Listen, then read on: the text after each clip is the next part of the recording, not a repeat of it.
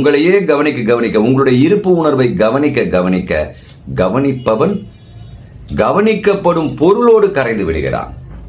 கவனிக்கப்படும் பொருள் எது? நீங்கள் தான். அதாவது நீங்கள் என்றால் மனதை சொல்லவில்லை. நீங்கள் எதை கவனிக்கிறீர்களோ அதுதான் உண்மையான நீங்கள். அதோடு உங்கள் மனது கரைந்து விடுவதால் அங்கு பேசுபவன் எவனும் இல்லை, யாருமே கிடையாது, ஒருத்தரும் கிடையாது. அங்க இருப்பு மட்டும்தான் இருக்கும். அதுதான் நிறைநிலை. அதை நோக்கிதான் நம் தியானங்கள் கொண்டு செல்லும். இப்படிப்பட்ட தியானத்தை கற்றுக் கொடுப்பவர்களோடு நீங்கள் சமரசம் செய்து கொள்ளுங்கள். குண்டலினியை மூச்சை பிடிச்சி இப்படி எழுத்தா குண்டலினியை எழுப்பலாம், அதெல்லாம் குண்டலினியை எழுப்பலாங்க. குண்டலினா என்ன? குண்டம். குண்டம் என்பது அதற்குள் பொருளை சேர்த்து வைப்பது சொல்லுவோம் இல்லையா, குண்டம். தவறா கூட இருக்கலாம். சில பேர் அதுக்கு ஒரு விளக்கம் சொல்லி நீ சொல்றது தவறுன்னு. என்னுடைய கருத்துப்படி குண்டலினி என்பது நம்மளுடைய மூலாதாரத்துக்கு கீழே இருப்பது.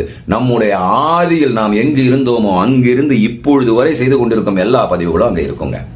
இதை எழுப்பும் பொழுது ஏன் எழுப்பணும்? மேல மூளை தான் எல்லாத்துக்கும் ஆதாரம். இந்த உடல் இல்லை